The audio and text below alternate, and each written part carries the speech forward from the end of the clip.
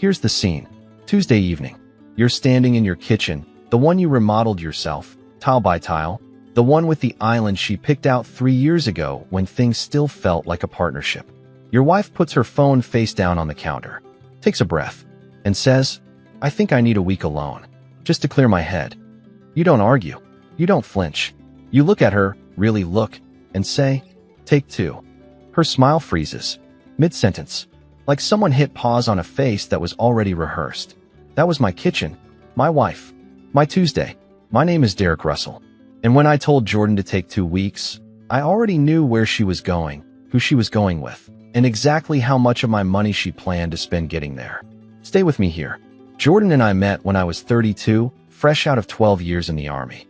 2 tours, 18 months training private security teams overseas, and I came back to Albuquerque with enough saved to start my own consulting firm. She was 28, sharp, ambitious, climbing the ladder at a real estate agency downtown. Our first date, she showed up 15 minutes early, ordered her own drink before I got to the bar. I remember thinking, this one doesn't play games. 7 years later, I was wrong about that. The shift wasn't sudden, it was like water damage. You don't see it until the ceiling caves in. She stopped asking about my contracts, stopped sitting next to me on the couch.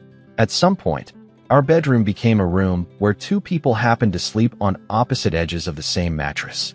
When I reached for her at night, she'd lie there, eyes on the ceiling, perfectly still, like she was counting seconds until it was over. I felt more alone lying next to her than I ever felt in a forward operating base 6,000 miles from anyone who knew my name. But here's what sealed it. 3 weeks before that Tuesday kitchen conversation, we had an Xfinity outage across half of Albuquerque. Internet down, clients calling, the whole neighborhood scrambling. Jordan needed to check her email for a showing the next morning, so she used my laptop. She forgot to close the browser. Thursday morning, I opened the lid. There it is, Airbnb listings in Santa Fe. A casita near the plaza. Booked for 2 guests. Under her friend Brianna Thomas's name. 2 guests. I sat with that for about 30 seconds. Then I closed the laptop, poured my coffee, and went downstairs to my office. Because here's what 12 years in the Army teaches you that civilian life never will. The moment you have intelligence, you don't react. You assess. You prepare. You execute on your timeline, not theirs. I spent the next 3 weeks doing exactly that. Derek, are you even listening? Jordan is standing in the living room doorway, arms crossed. It's the Thursday after I found the Airbnb. She has that look, the one where she's already decided on the problem before I open my mouth. I said Brianna's going through a rough patch. I might spend more time with her this month. Okay, that's it. Just okay? What do you want me to say, Jordan? I don't know, maybe show some interest in my life. Maybe ask a follow-up question like a person who cares. I look at her. She's wearing new earrings, small gold hoops. The kind I didn't buy. I'm interested. Tell me about Brianna. She hesitates. Just a flash, 2 seconds where her eyes move left. She's just struggling with the divorce. You know how it is. Sure, you're being weird. I'm being present. There's a difference. She stares at me for a beat, then walks out. I hear her on the phone 10 minutes later, voice low, laughing. I catch one line through the wall. He actually said, "Take your time. This is going to be easier than I thought." Imagine hearing that. Your wife, in your house, on your couch, telling someone that leaving you is going to be easy. And the worst part? She's right, it is easy. Because you already know. The following week, Jordan suggests couples therapy. Dr. Lee Moore, a name Brianna recommended. I agree. Because by now, I see the whole board.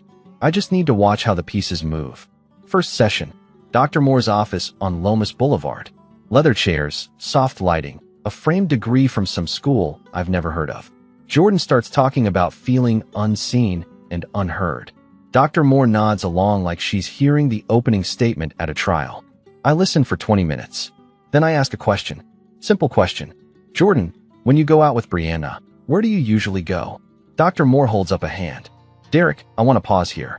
The need to know your wife's whereabouts at all times, that can be a form of emotional surveillance. Emotional surveillance. It's a way of exerting control through seemingly innocent questions. I look at Jordan. She's nodding. Slowly. Like she's been waiting her whole life for someone in a leather chair to validate what she already decided. So asking where my wife goes is controlling. It can feel that way to the person being asked, Dr. Moore says. And booking a trip for two without telling your husband, what does that feel like? Silence. Jordan's face drains. Dr. Moore shifts in her chair. I don't know what you're talking about, Jordan says. Smooth. Immediate. Zero hesitation. That's the thing about Jordan. She doesn't stumble when she lies. She accelerates. 3 months ago, that would have made me doubt my own eyes. Not anymore. My mistake, I say. Must have been thinking of something else. Dr. Moore clears her throat. Redirects to communication exercises. Jordan relaxes. I file the moment. That night, something shifts. Jordan comes home from the session, and this is the part that gets you. She cooks dinner. Chicken piccata. My favorite. She opens a bottle of the Pinot Grigio we used to drink on date nights, lights the candle on the island, and when I sit down, she reaches across the table and puts her hand on mine. I know I've been difficult, she says. Her voice is soft. Careful. The therapy is helping me see that. I want us to work on this, Derek. I really do. Her eyes are warm. Her hand is steady. She looks exactly like the woman I married 7 years ago, the one who showed up 15 minutes early and ordered her own drink. And if I didn't know about the Airbnb, if I hadn't heard her laughing on the phone with Brianna, if I hadn't found what I found the following week, I would have believed every word. I would have squeezed her hand back and thought, we're going to be okay. I squeeze her hand. I want that too. She smiles. Real enough to break your heart. Real enough to almost break mine. Second therapy session. The following Tuesday. Dr. Moore asks how the week went. Jordan says the dinner was a breakthrough. She reaches for my hand in the session. Dr. Moore beams. This is real progress. Derek, how does it feel to have Jordan initiate like this? It feels good. Jordan, what prompted the dinner? I realized I hadn't been showing him that I care. That I've been so caught up in my own frustrations that I forgot to nurture what we have. Beautiful words. Perfect delivery. I almost applaud. Then Dr. Moore turns to me. Derek, I want to address something. Last session, you made a comment about a trip. Jordan felt blindsided by that. Can you see how bringing up unverified suspicions in a safe space can damage trust? Absolutely. So we agree, therapy is for expressing feelings, not presenting accusations. Won't happen again. Jordan's shoulders drop. Relief. She thinks she won that round. I let her have it. Because the thing about building a case, you don't show your hand in someone else's courtroom. Wednesday, after the second session. Jordan's phone rings during dinner. She glances at the screen, excuses herself, takes it in the hallway. I hear her voice go tight, defensive. Mom, I told you we're fine. We're in therapy. No, he's not. He's been great, actually. Because I don't need to explain my marriage to you every time you call. She comes back to the table, sets the phone down. Everything okay? My mother. She thinks every marriage needs her opinion. She called to ask if you're still being cold. Am I cold? She looks at me. Something flickers across her face. Guilt. Maybe, or the edge of it. No, you've been patient. More patient than I deserve. That was the most honest thing she'd said in months. And I think she knew it, because she immediately reached for her water glass and changed the subject to a showing she had on Friday. Here's what I've learned about people who lie. They tell the truth in flashes. Small moments where the mask slips, and you see the real person underneath, scared, guilty, aware of exactly what they're doing. The problem isn't that they can't be honest. It's that honesty is uncomfortable, so they retreat. Every time. Like touching a hot stove and pulling back. She touched the stove that Wednesday. And by Thursday morning, she was back to texting Brianna with both thumbs and humming in the shower like a woman who didn't have a single thing to feel bad about. Friday afternoon. Jordan is at a showing across town. I'm switching the laundry and her gym bag is on the bench. Zipper's half open. I see the edge of a phone case, not hers. Her phone is rose gold. This one is black. I pick it up. Screen's locked, but notifications are stacked on the display. Garrett Perry. For messages. Can't wait for next weekend. Restaurants booked. You're going to love this place. Brianna's covering the Airbnb name. Smart move. Miss you already. Garrett Perry. Agent at Jordan's office. I've met him twice. Shook my hand at the agency Christmas party. Told me I was a lucky man. Smiled like he meant it. I put the phone back. Zipped the bag. Finished the laundry. My hands don't shake. Not yet. Saturday. Jordan is out with Brianna, or so she says. The house is quiet. I go upstairs to put away towels and pass our bedroom. Her nightstand drawer is slightly open. Inside, a new lipstick, a receipt from a boutique I've never heard of, and a handwritten note on lined paper. Friday was perfect. Gee. I close the drawer, walk downstairs, sit in the den, stare at the wall for maybe 5 minutes. Then I open my laptop and start a document. Dates, evidence, amounts, everything organized, everything time-stamped. Military habit, intelligence only matters if it's documented. Sunday morning, I drive to the church on Carlisle, the one with the red doors. We used to go together every week, Jordan and me in the third pew, her hand on my knee during the sermon. She stopped wanting to go 2 years ago. I stopped going because, I don't know, because going alone felt like admitting something I wasn't ready to say out loud. Now I'm sitting in the parking lot, engine off, hands on my knees, watching families walk through those red doors, couples holding hands, kids running ahead. I can't get out of the car. Something about seeing what I thought I had, what I built my whole post-army life around, walking through a door I can't make myself open. 15 minutes. Then I start the engine and drive to Mitch Webb's place. Mitch's garage smells like sawdust and motor oil. We served together 3 deployments, more bad nights than either of us counts anymore. His space is all workbenches and power tools, a mini fridge with cold Coronas, a TV mounted in the corner running Bronny James highlights that neither of us is watching. I pick up a piece of oak and start sanding. Slow circles. The rhythm is the only thing that makes sense right now. Mitch hands me a beer. Doesn't ask. Doesn't need to. 20 minutes of sanding and silence before I stop mid-stroke. She didn't need a week away from me. She needed to see if she could do better. And she needed my money to find out. Mitch takes a long pull from his bottle. Sets it down careful. What do you need? A lawyer who doesn't charge by the hour for sympathy. Gary Roberts. Handled my buddy Kyle's situation last year. Quiet. Thorough. Mean when it counts. He writes the number on the back of a receipt and slides it across the workbench. Monday morning. Gary Roberts. Office on Central Avenue, near Old Town. He's in his 60s, trim, gray at the temples, speaks like a man who's heard every version of my story and still takes it seriously. The house, whose name? My company's. I bought it through the LLC before we married. Joint accounts. 1 checking, 1 savings. Both joint.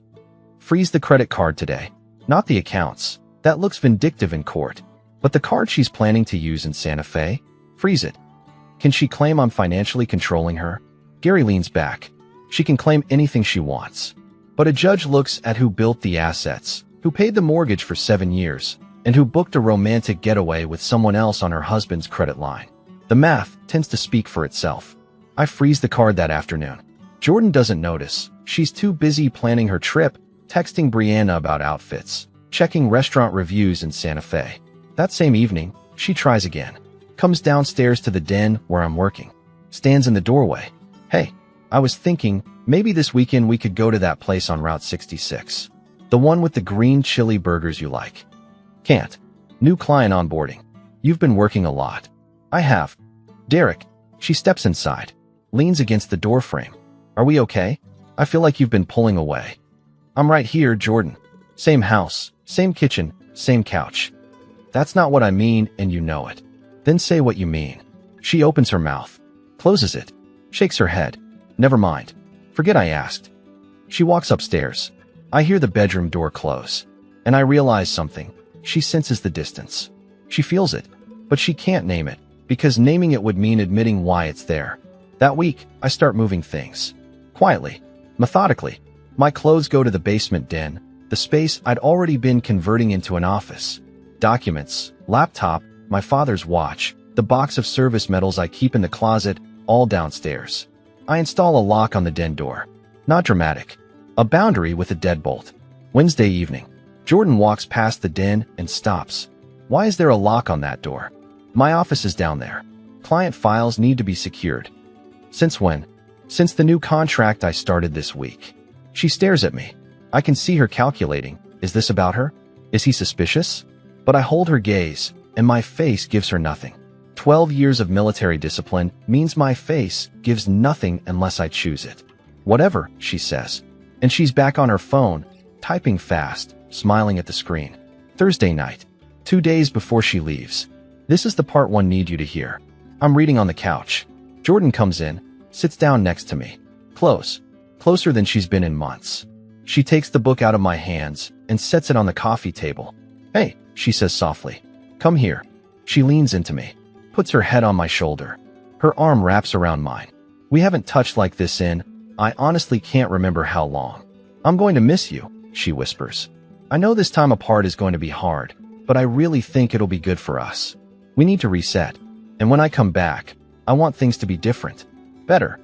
Her hair smells like coconut and vanilla. Same shampoo she's used since the day I met her. And for 10 seconds, maybe 15, I'm back in year 2. The year she'd fall asleep on my chest watching bad movies. The year she'd text me at noon for no reason. The year I came home from a client dinner and found her asleep on the couch with a note on the coffee table. Waited up. Lost. "Love you anyway." Then her phone buzzes against my leg. She pulls it out, angles the screen away, types something quick with her thumb. "Who's that?" "Brianna. Just confirming rental stuff." "Right." She puts the phone down and nestles back against my shoulder. I can smell the coconut. I can feel her heartbeat through my arm. The tenderness is real. I'd bet my life on it. But the tenderness and the lie live in the same woman, in the same moment, breathing the same air against my neck. That's the thing that kept me up at night. Not the betrayal. The fact that she could mean both at once. Saturday morning. Her suitcase is by the front door. She's wearing a sundress I've never seen, tags removed, no receipt in sight. "I'll call you when I get there," she says. Kisses my cheek. Holds it a second longer than normal. "Take your time. You need this." "You really mean that?" 2 whole weeks. I said what I said. She laughs. Nervous and excited and guilty, but not guilty enough to stop walking toward the door. "You're a good man, Derek Russell. Drive safe." The door closes. Her car pulls out of the driveway and disappears past the corner. I stand at the window and watch the street go empty. Then I pick up the phone. "Gary." She's gone. "Good. I'll have everything ready by Wednesday." 3 days. That's what I gave myself. 3 days to dismantle 7 years. Her clothes move from our bedroom to the guest room, neatly folded, organized by type, the way she likes things. I pull together every document Gary needs. 7 years of tax returns, mortgage statements, the LLC paperwork, joint account histories. I photograph every room. I screenshot Garrett Perry's messages from the burner phone she left in the gym bag a second time, because she was so certain I'd never look twice. Monday, I meet Gary at his office. We go through everything line by line. Tuesday, the petition is drafted. Wednesday morning, I sign. 7 years reduced to a signature and a filing fee. She comes back on day 5, not the full 2 weeks. I hear the front door at 3 p.m., sitting at the kitchen table with a folder and a glass of water. Jordan walks in with her suitcase. She looks different, tired, eyes swollen, wearing the same clothes she left in. Something went wrong in Santa Fe. Something she didn't plan for. "You're early," I say. "I missed you." Her voice cracks on the second word. "How was Santa Fe?" She sets down the bag slowly, carefully, like everything depends on how she answers the next sentence. "It was fine. Quiet. Brianna and I just needed the break." "Brianna?" "Yeah. How's Garrett Perry doing?" The color drains from her face. All at once. Like a switch. "What?" "Garrett Perry. Agent at your office. The second guest on the Airbnb. The guy who texted you miss you already on a phone you keep in your gym bag. How's he doing?" Because I'm genuinely curious what kind of man books a restaurant for 2 in Santa Fe with another man's wife and doesn't think the husband might notice. She sits down. Hard. Like her legs just quit. "How long have you known?" Before I said take 2. I watch it land. Her mouth opens, closes, opens. Her hands grip the edge of the table. "Then why? Why did you let me go?" "Because I needed to know if you'd choose honesty. Even once. You walked in this door 30 seconds ago and said Brianna. You had one last chance, Jordan. And you picked the lie. Same as every other time. It's not what you think, Jordan." My voice is flat. Level. The kind of calm that only exists on the other side of every decision already being made. I found the second phone. I read the messages. I sat in Dr. Moore's office and listened to a stranger call my questions emotional surveillance, while you nodded along like you'd won a verdict.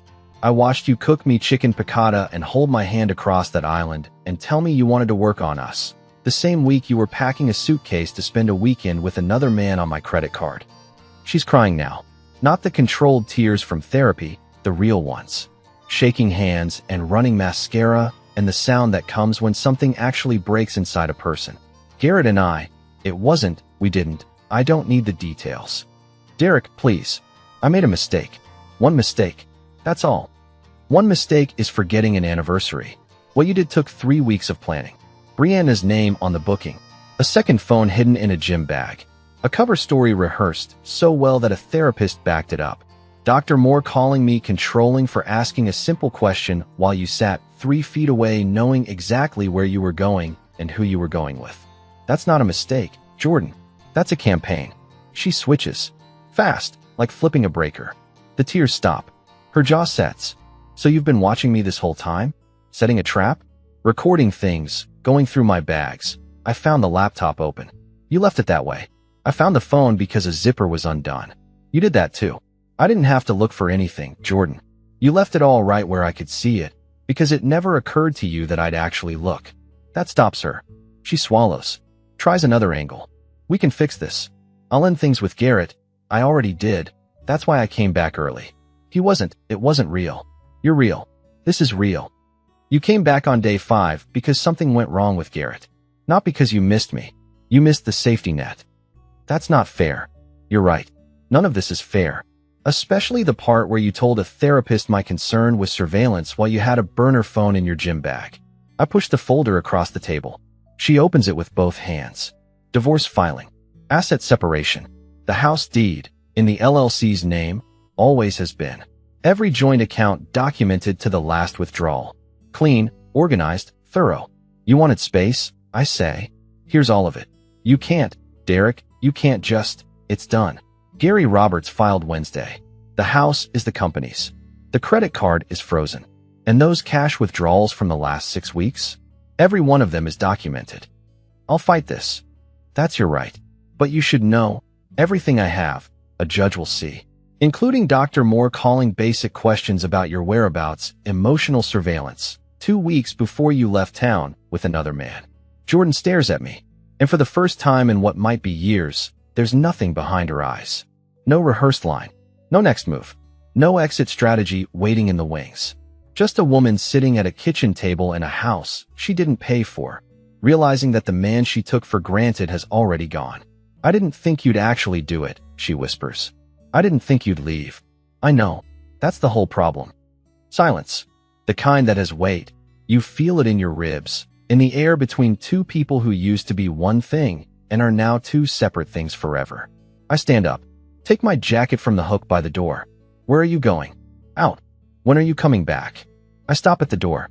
Look over my shoulder. You needed a week to figure yourself out. I needed 5 minutes to figure out mine. Her phone buzzes on the counter. She doesn't reach for it. I can see the screen from where I'm standing. Garrett Perry, your husband called me. Don't contact me again. I'm already in the garage. Engine running. Windows cracked. The Albuquerque sky is doing that thing it does in March. Wide open and golden at the edges. The whole desert exhaling after a long winter. She asked for a week. I said take 2. She took 5 days and came home to a house that wasn't hers anymore. Some doors, once you close them, stay closed.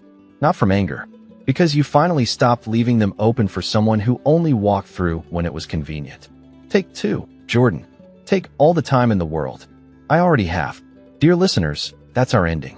If it resonated, subscribe to support the channel. See you next time.